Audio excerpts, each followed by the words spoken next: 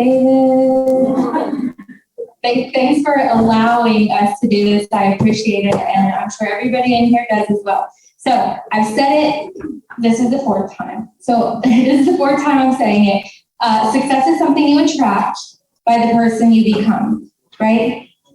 And that's why we're all here today, because we want to become that person that's successful. Success isn't going to look the same for any two of us. Success might be improving in our job, getting a new position, entering into a new role. It might be becoming a better mother or wife or daughter. I don't know what it is, but success is different for all of us. And what happens is we want to grow to that success. Success is something you attract by the person you become. And also, you're not alone. Every person in this room has experienced pain in some way, shape, or form at some point in life. So sometimes we get to experience like the great highs in life. Like when I watched my daughter walk down the aisle and graduate from college a couple weeks ago. Maybe when we get married or when we have a baby, there's these extreme highs, but also life brings some unbelievable lows to us sometimes. And it can look something like maybe you didn't get the job that you thought you deserved. Maybe you made a decision that put you in a bad situation. Maybe you made a decision that put somebody you're responsible for in a bad situation. Maybe you had a disagreement with somebody that you love. You found out somebody wasn't who you thought they were. Maybe there's change all around you and you just can't get a handle on it. You have decisions to make and you feel like you're between a rock and a hard place and none of the decisions are right. Maybe you had a life-changing diagnosis for you or somebody close to you. Maybe you had a financial loss. Maybe you lost a relationship, had a divorce. Or maybe you're just feeling overwhelmed. But life's difficulties don't allow us to stay the same. They move us. The question is, which way are you going to be moved, forward or backwards? With every difficulty that comes our way, we have that choice to make. Our series is called Growing with Intention, and today we're not only going to talk about how we move forward after the good decisions and the positive experiences in our lives, but also after life brings us those pain and loss. Because, as you know, pain has a purpose. So our physical pain is experienced when our neurons transmit a message to the brain. And so if we touch something hot, the message is going to be sent to the brain, and automatically the brain is going to respond to us to pull our hand back. And the purpose of that is for it to eliminate the damages done, or to minimize the damages done. So, just like physical pain has a purpose, we can find purpose in the mental and emotional pain as well. So you see, without the painful experiences or the lows, it's difficult to experience the highs in life. So how do you deal with pain? Do you hide? Do you run from the problems and ignore them? Do you get angry and place the blame on somebody else? Or do you learn purposefully and grow from those? So, I'm very excited to announce, what my slide?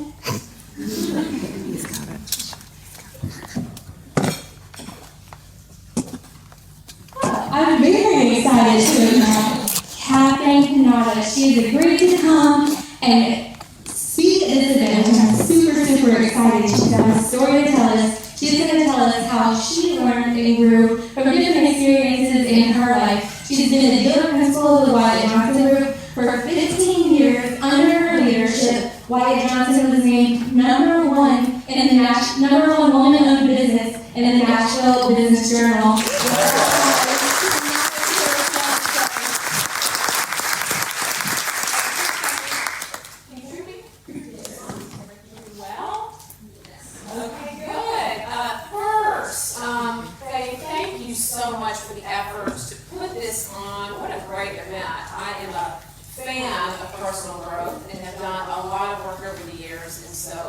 Congratulations to you, but also for everyone in this room. I just think it's amazing that you took the time out of your day to be here to focus on your own personal growth. So you look beautiful in the room. I know we've got a few men in here in the back, but it is amazing to be in a room full of women in the auto industry. So I'm thrilled to be here. Thank you for having me. Make sure I did this right. I've titled this growth mindset. Your mindset is so critically important. We're going to go through a lot of information about this today.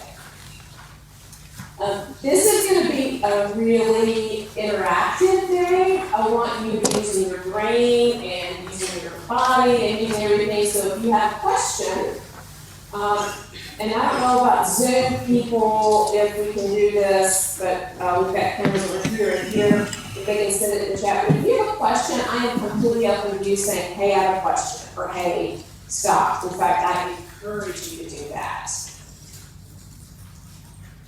Just a little background about me and who I am and how I got here. I grew up in Clarksville, Tennessee, not too far away from here. And went to school at UT Knoxville. I'm a Vol fan. Everybody else is a Vol fan in the room. I played tennis there, majored in accounting. So raise your hand if you're currently in accounting in the dealerships. We have several accountants in here. Went to Atlanta and spent 9 years as a CPA with PricewaterhouseCoopers and then Arthur Andersen. So spent a lot of time studying financial data, and I love to study financials.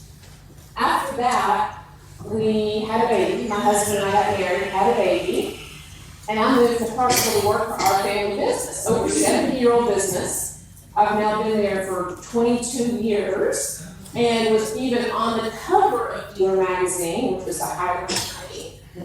And then 2 years ago, we were thrilled to partner with the Hudson Group. So glad to be here today. This is my family. My son McNamee are 23 and 21. That's my husband of 27 years on Friday. So 2 days.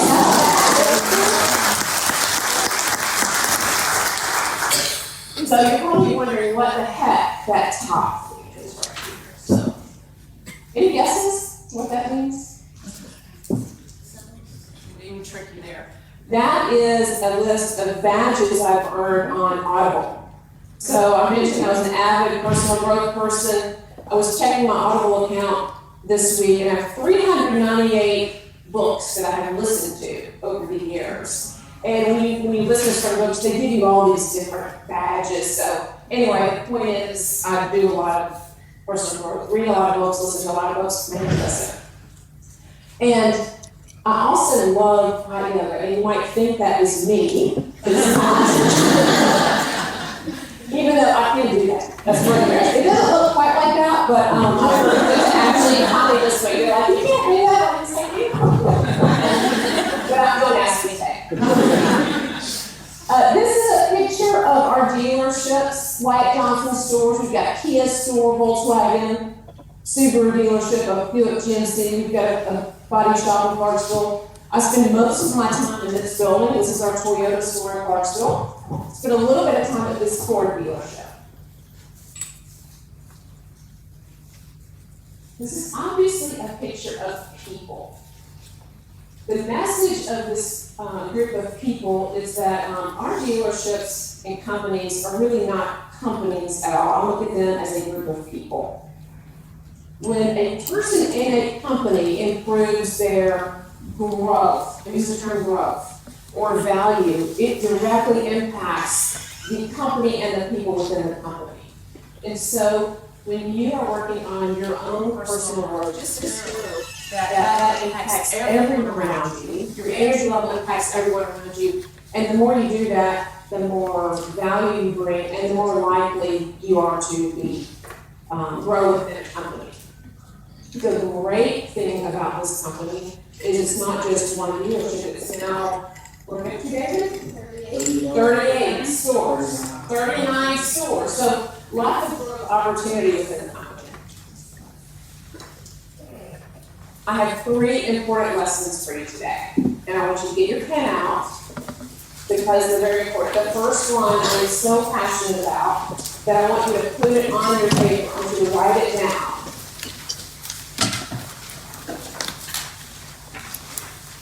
The first lesson that I'm going to talk about today is choose your own meaning. And so write down, choose your own meaning. The second one we'll get into is see possibilities within problems. And then the third one is titled Practice Gratitude. Let me ask you all a question. How many people have read the book or are in the process of reading the book? Okay, I love it, very good. I'm a big Tony Robbins fan, so I've been to several of his events and watched him on YouTube and all this stuff.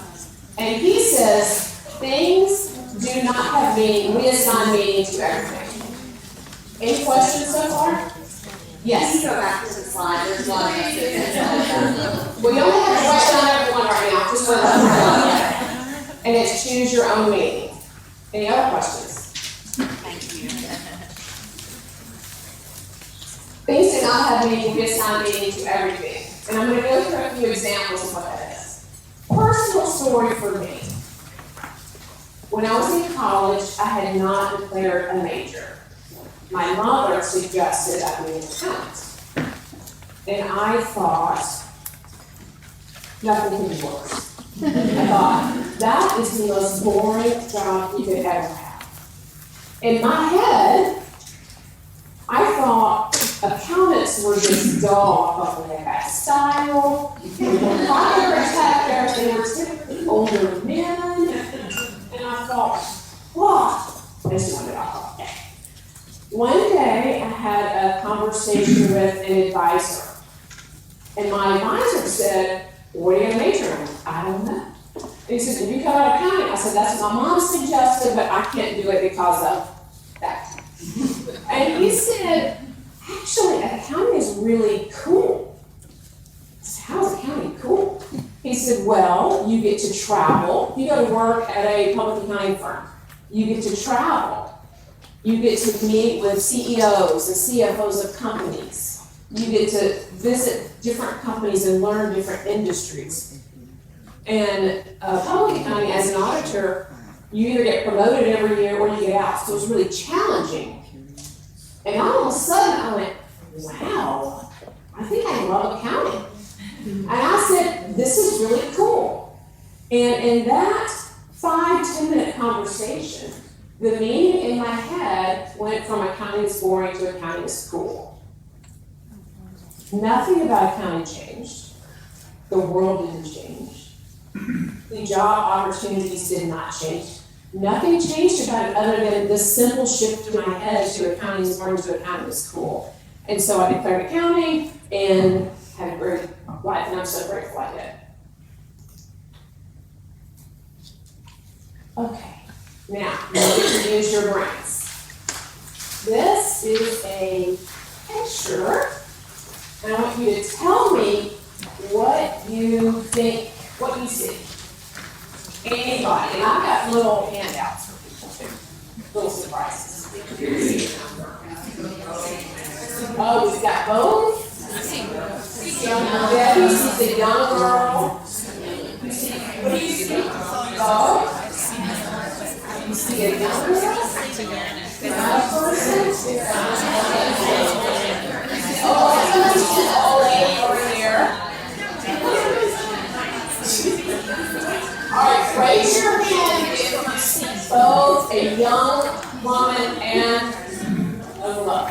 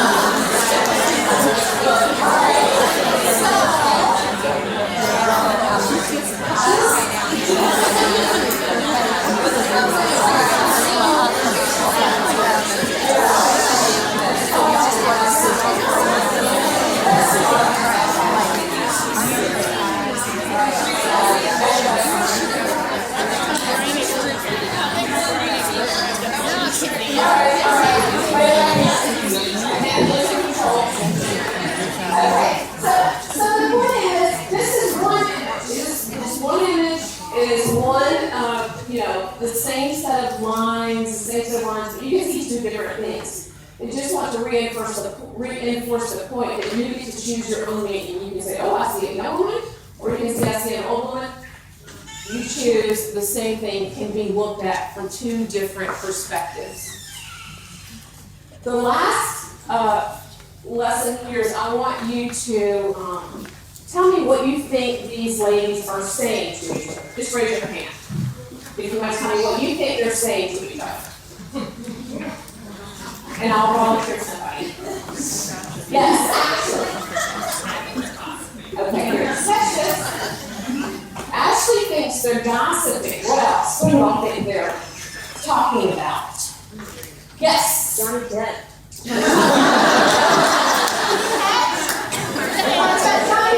I love it. All right, what else? Anybody else want to take a gander at what they're talking about? The old lady's giving her advice.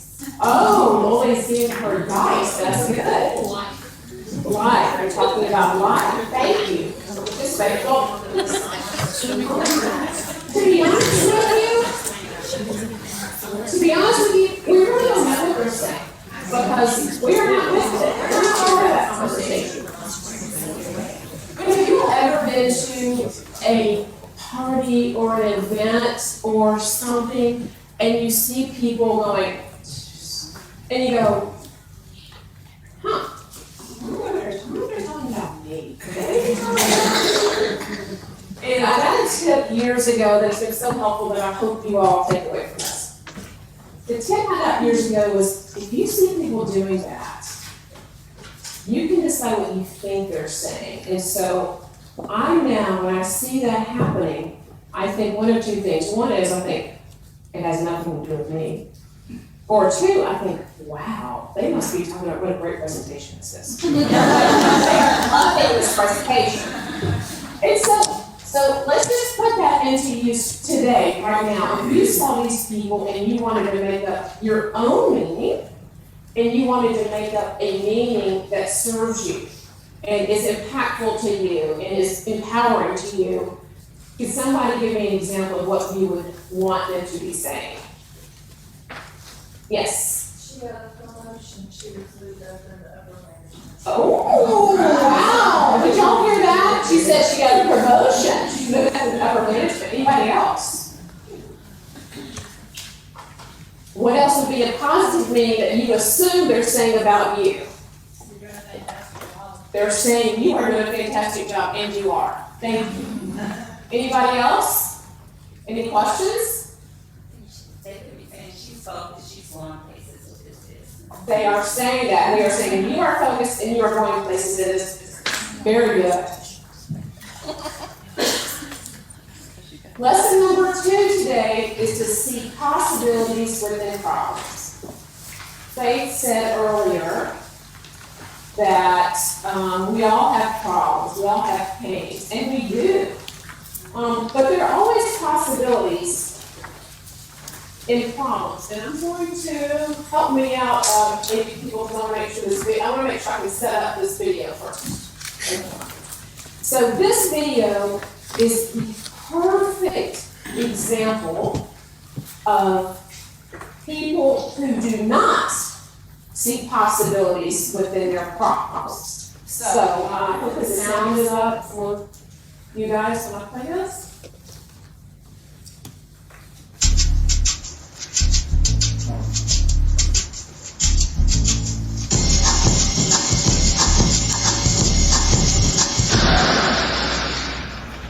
Whoa, that's not good. Oh, I don't need this. I'm already late. Somebody will come. Anybody out there? Do you have a phone? No. Sorry. Somebody! Hello? There are 2 people stuck on an escalator and we need help. Now, would somebody please do something?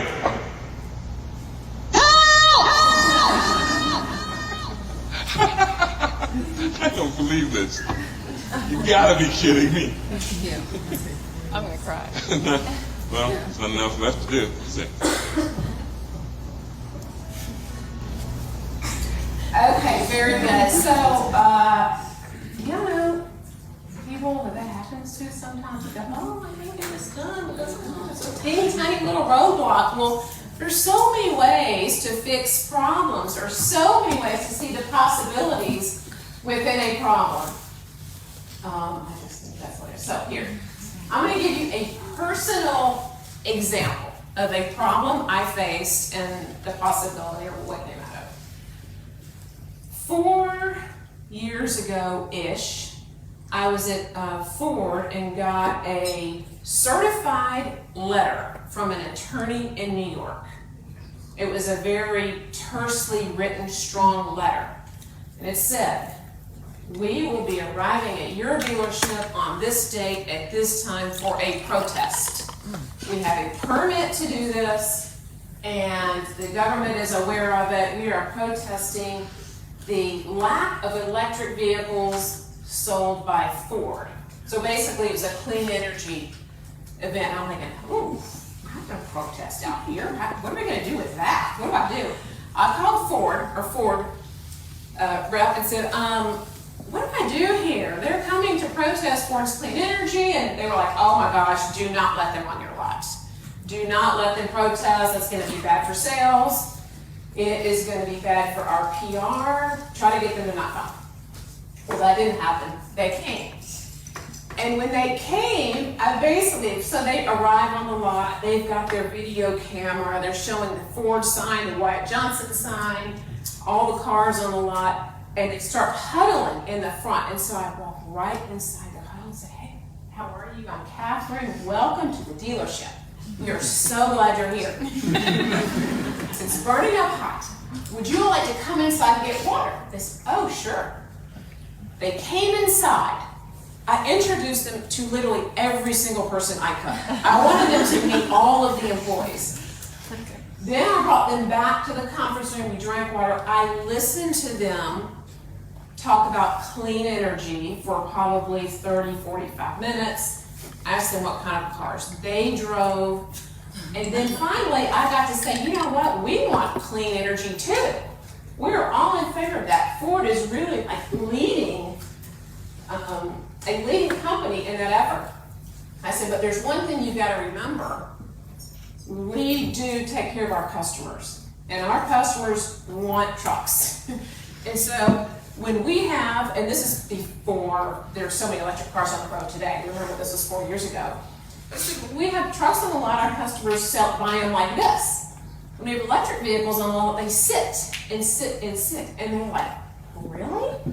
Like, yes. I said, it would be great if we educated the customer base, not necessarily dealers or Ford, because Ford is just taking care of their customers. And so they had a completely different appreciation for their goal. And this big piece of paper here is a letter written to Ford with 10,000 signatures. 10,000 signatures saying, Ford, we want you to be better in this area. But I was so grateful. I took a picture of that and sent it to our Ford reps. And anyway, I had a completely wonderful experience with these people. I don't know if they've actually bought a car from us yet, but I'm sure they will. They have yet. This was one of my favorite stories in the book. I need a volunteer. I need somebody, we got a volunteer. I need somebody now that has a good, strong voice with a little bit of theatrical. You got a microphone? Okay, you're getting a microphone. If you all have your book and you want to go to page 130, here you go.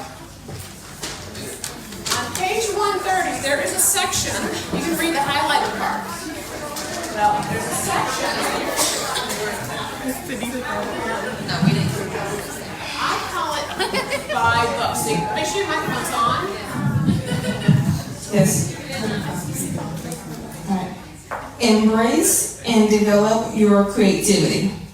There's a story about a chicken farmer whose land was flooded nearly every spring. He didn't want to give up his farm and move, but when the water backed up onto his land and flooded his chicken coops, it was always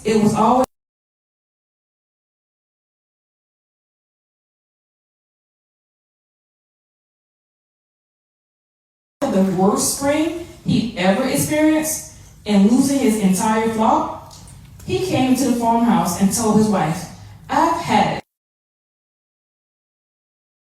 Sell this one. I don't know what to do." His wife replied, "Buy ducks." The people who make the most of bad experiences are the ones who find creative ways to meet them. Like the farmer's wife in the story, they see possibilities within their problems. Thank you. Round of applause for her.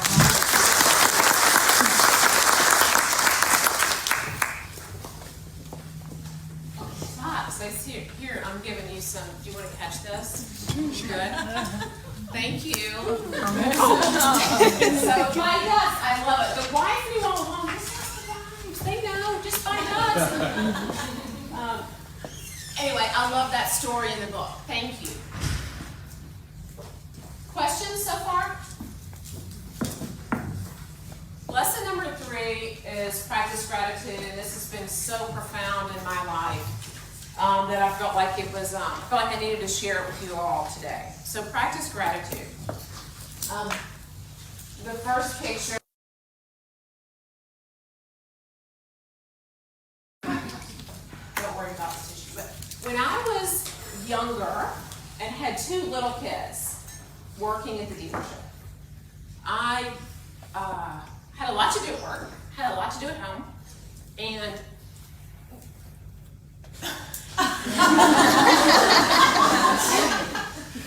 when I left home, I would feel so guilty for leaving my children. It's hard to leave those little babies at home.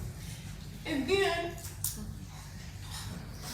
when I left work, I would feel guilty leaving work because I had so much to do. And I had this circle in my head about just feeling guilty. And it can be a little bit I know, sorry. So I talked to a coach one day, and that coach said, "Why don't you just simply change your words? Don't use the word guilty anymore. I want you to use the word gratitude or grateful." He said, "I want you, when you leave your house, I want you to say how grateful you are that you've got great childcare. Because do you?" I'm like, "Yes, childcare is outstanding." And I actually love the break from raising children because that's hard. And so I started saying, "I am so grateful to have great childcare and be able to leave my children with people who are quality and outstanding."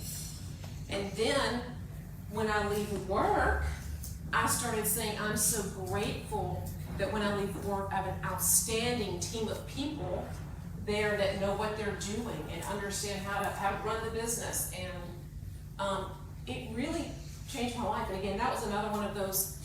It was a 5-minute conversation where my mind shifted from guilty to grateful. But it was so, and probably I've never told that story to this big of a group. But so I encourage you to say, "I'm grateful." We're done with that part.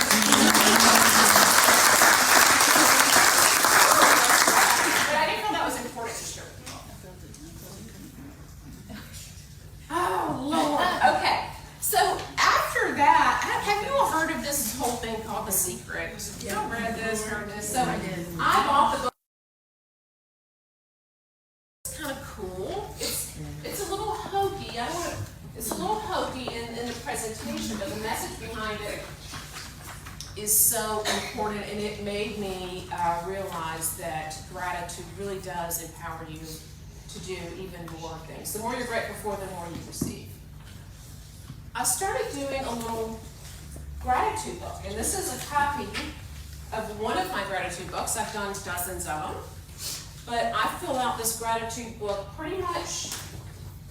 I don't do it every night now, but for the last 10 years, I do it a lot of nights. And the way I do it is it's got 2 sides. On the left-hand side, it says,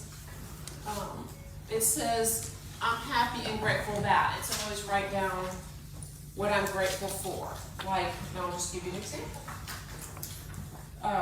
This one says, this was December 23rd, so before Christmas, "I am so happy and grateful that Maggie, my son, my daughter, Mike, and I are spending great quality time together during Matt's quarantine, so our son had to be quarantined. I'm happy and grateful that our business is thriving, thanks to everybody here. And then on the right-hand side, I say, I'm so happy and grateful now that. So the now that page is something that you want to predict in the future. And I promise you this works. It's crazy. So on this day I wrote, I'm happy and grateful now that we've had a wonderful Christmas Eve and Christmas Day at home. And I'm happy, so happy and grateful now that we've closed out the year strong at work, etc. It's a little stuff in it. So anyway, versus the more practice gratitude. Originally had the word be grateful as the title, but it really means practice gratitude. It means actively practice and think through what you're grateful for. And I think it makes such a big impact. This is my last story. This is kind of a culmination of everything I've talked about today. But it's important for everyone in the room, men, women, young, old, etc. Particular. Usually there is a room of men and not as many women. The media would suggest that there's something called a glass ceiling. Everybody know what the glass ceiling means? The media would say there's a glass ceiling, that women have a harder time getting promoted to upper levels of management. And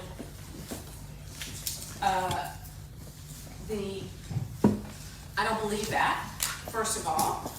What I have learned in this industry in particular is that when women are in the minority, their voice is more unique compared to men. And when you have a voice that is different and unique and diverse, your voice is more valuable.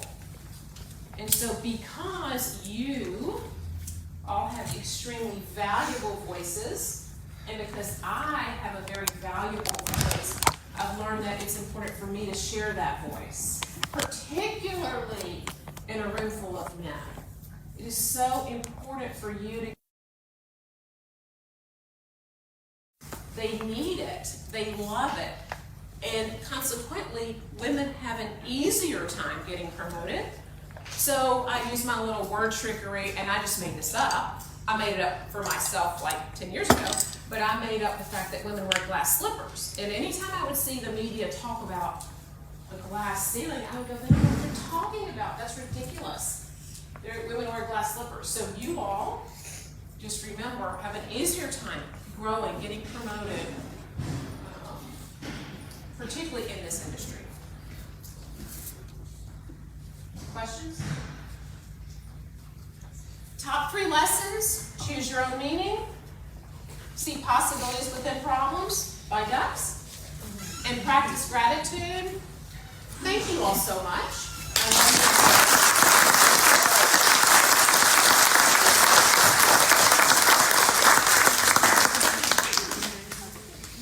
I love it. I really, really, really love the reframe your problems narrative, because it really is that easy, right? It's not always that easy, but it really, really is. You practice gratitude, you think about gratitude, you reframe these problems into possibilities, and I think that's fabulous. Thank you, Catherine.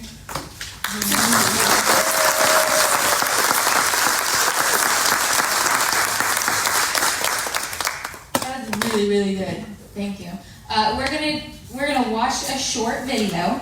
I think it's very interesting, and then we're gonna do a quick breakout session. You're gonna sit at your tables and just kind of discuss. There's some questions in your workbook that you're gonna discuss after watching the video. Cool?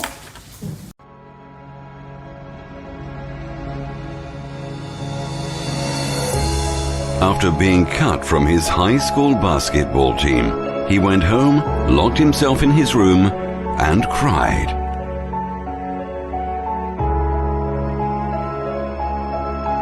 He wasn't able to speak until he was almost 4 years old, and his teachers said he would never amount to much.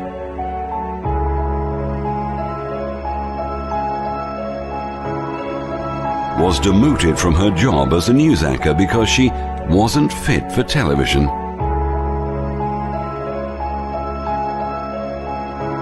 Fired from a newspaper for lacking imagination and having no original ideas.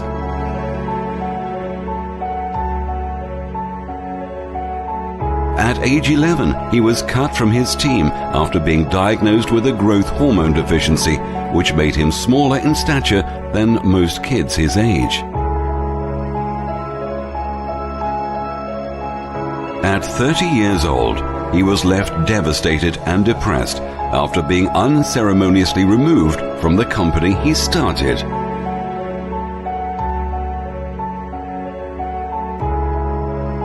A high school dropout whose personal struggles with drugs and poverty culminated in an unsuccessful suicide attempt.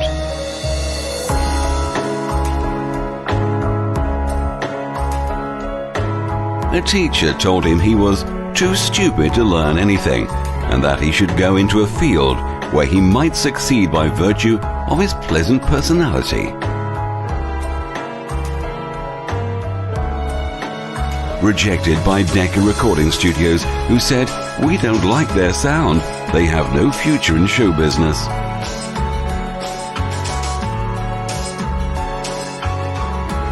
His first book was rejected by 27 publishers.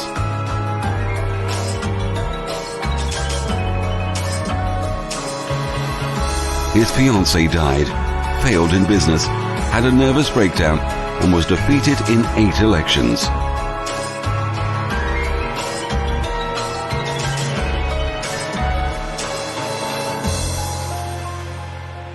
If you've never failed, you've never tried anything new. Isn't that the truth? All right. Okay. Everybody stay at your table, but there's some questions in your workbook under the breakout, and I just want you to discuss, how much of that was a surprise to anybody? Was any of that surprising? You didn't know it before? It's so interesting, right? Like, if you haven't tried something, or if you haven't failed, you haven't tried, or you haven't tried enough times, right? So we're just going to take a few minutes, sit at your table, and discuss the video and the breakout questions, if you don't mind, and we'll be back in a bit.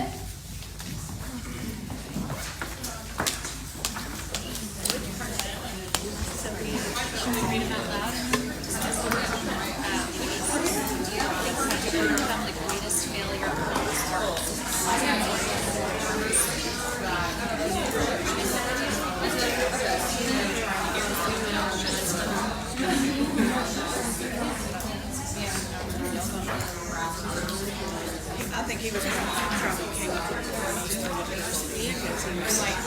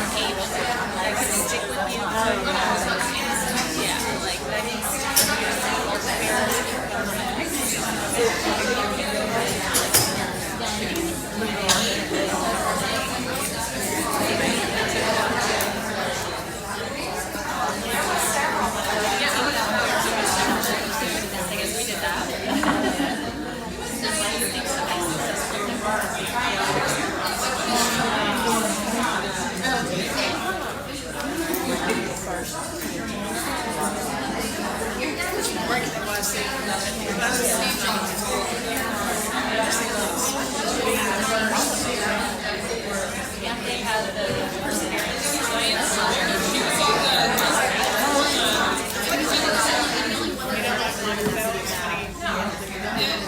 But how many times are you there?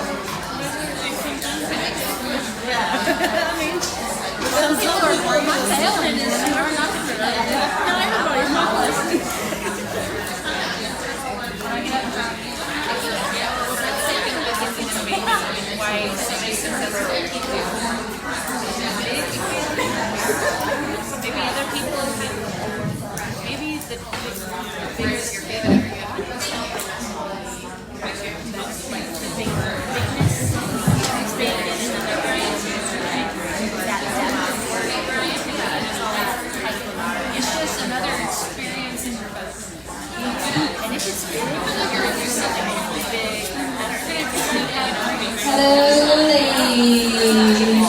I know that was a short breakout session, but listen, there was a lot in that video and a lot that's been said so far that we can just like sit and marinate on for all day, right? So my expectations is that you guys leave here today and continue to marinate and think about, you know, what it is that we're talking about, not just enjoy the amazing brunch and the amazing community of women and leave and go back. Think about it, right? If you reframe how you're thinking about things, it can be a whole different world for you.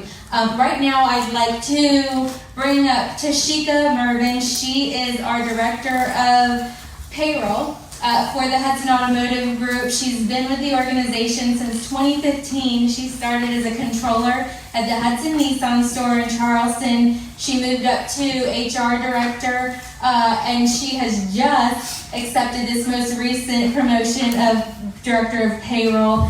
I love her so much, you guys. If you've known Tashika, then you have seen her journey and you have seen her growth over these last few years. And it's really something that I'm excited. It's a story that I'm really, really excited to share with you guys. And I think it's going to be really inspirational. Help me welcome Tashika up here.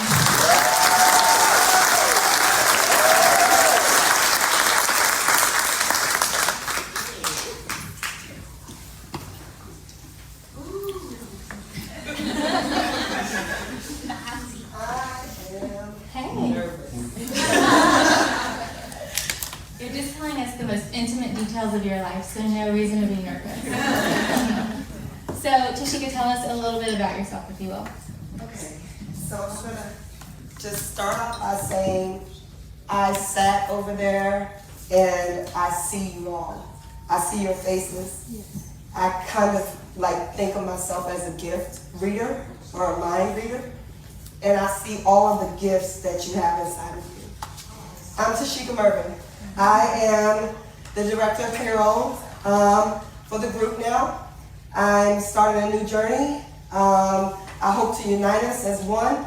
There's nothing that I love better than structure, because that's the way I was raised by a very firm father.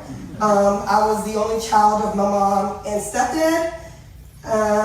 And he adopted me when I was 3 years old, changed my name, took over all rights, and he raised me as his own, and I believe that he's my father. And my father and mother, I grew up very polished.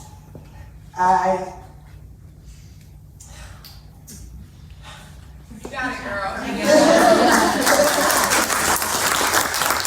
I'm humble. And that's what I believe led to my success. I'm humble. And I was once told by a great man, and that's Tom Downing, who was my boss for 5-6 years. And I also worked with him before he came to the Hudson organization. He said, girl, if you want to make it, you have to be humble and hungry. You have to be humble enough to respect and accept bad decisions, good decisions, everything that's going to come your way. And you have to be hungry enough to get up from there. So that's what I want you all to be. I want you to be humble about wherever you're going. It's not just about Hudson, Wyatt Johnson. It's about success comes in many different ways. And that could be maturity, that could be growth at home or at work. Just look back 20 years ago and say to yourself, I'm a better person than I was 20 years ago, and that's success. Thank you. Do you want to tell us about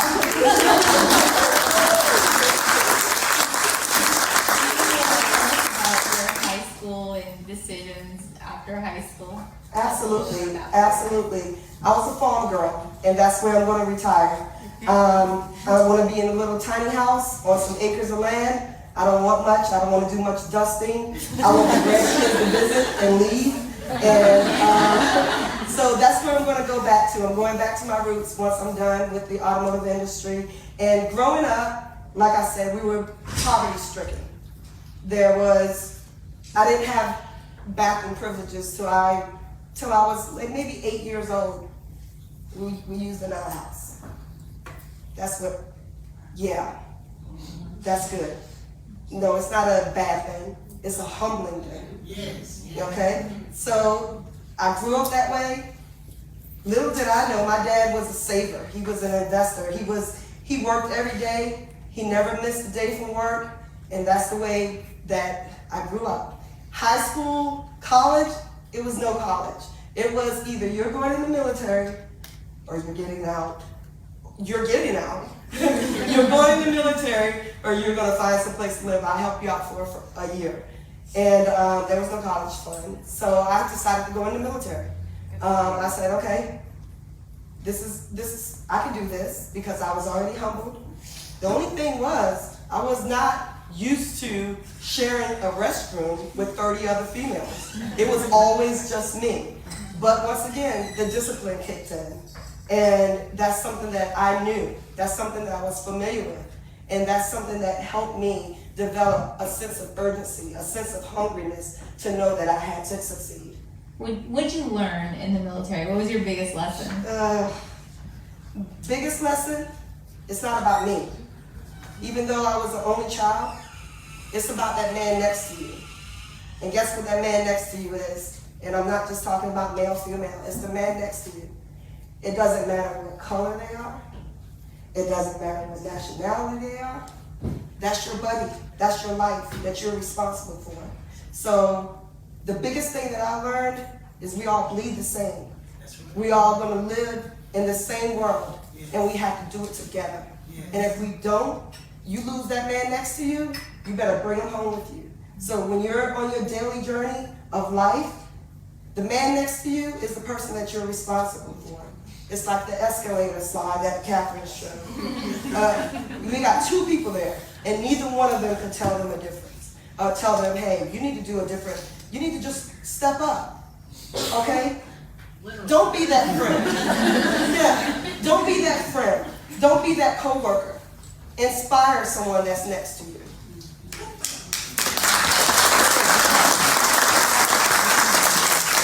I know there's a story that I want you to share. That's a hard story to share, but what I saw from this is what made me want to reach out to you and put you up here to share this. So you've been with the Hudson Group since 2015. You took over the role as HR director in 2019. 2020, early 2020, how did you think that role was going? I thought it was going well. I thought, man, this was the first time that such a group was created. I led it. I had a strong team. I loved my team members. I thought it was going well. I took on 14, 15 stores with one person initially, 2 people, and I thought it was just going great. I thought it was brand well, everything. And what happened to change your mind about that? We had a survey.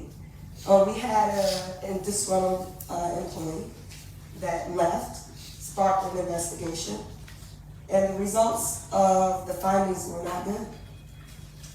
So you thought everything was great, you thought you were leading your team well, and then all of a sudden you get called in out of the blue, and in front of you, you get put these survey results that said what? I was an ineffective team leader. I didn't show care. I was too direct. I was not pleasant to deal with. And how did you feel when that happened? Awful. And what did you decide to do when that happened? Be hungry. And I decided that, good or bad, this was something that was placed in my face for me to take home and learn from it. And whether it's truth or whether it's false, this is the way someone felt. Perception is reality. Sometimes perception is not reality, but 90% of the time, it can be. So therefore, I knew how I felt. I knew that I loved my team members. I cared about what they were contributing, but I didn't speak it because that's not something that I was taught. That military training and that strict upbringing from your dad? It all contributed to it because I knew that my dad loved me. He didn't have to say it. My dad was a man of action, and he didn't have to tell me he loved me, and I wasn't used to saying I love you. My kids weren't used to me hearing me saying to them that I love them, but I say it now. What?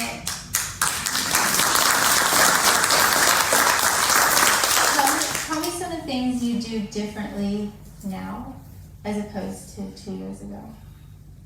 You're doing a great job. I appreciate you and my team. If it wasn't for you, I wouldn't be as successful as I am, and we wouldn't produce the kind of outcome that we produce. I love you as a team member.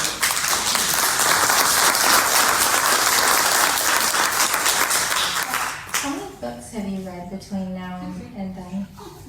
Well, Faith, you and I have read a ton of books. I've read 3 books since 2020 that has helped me with this journey. Of course, I read a few more, or listened to a few more. I want to point that out and listen to a few more. I have to do it while I'm driving because I'm always on the move. But I've read three books that definitely has changed my outlook. John Maxwell, and not only the books didn't do it, the experience did. And then when you started seeing different outcomes, when you started seeing different reactions to you as a leader, and your team starts acknowledging it more, that tells you that you're doing something right. And if you can reach one, then you've been successful. 1000%. There are so many people that this could have happened to that would have put blame on somebody else, that would have been angry, that would have said, you know what, I quit. You guys don't appreciate what it is that I do. But you guys, what I saw Tashika do when this got put in front of her is 100% what it is I'm trying to portray to you ladies today. Like when something comes up that you don't expect, that is not the best scenario, how do you approach that? And what do you do about it? What action do you take? Do you turn around and run away? Or you do like Tashika that said, you know what? I'm going to start getting coached. I'm going to start reading books. I'm going to figure out what the problem is. I'm going to do something different because how I was acting acting was not being perceived the way I thought it was being perceived. Tashika, thank you. You're Thanks for welcome. being here.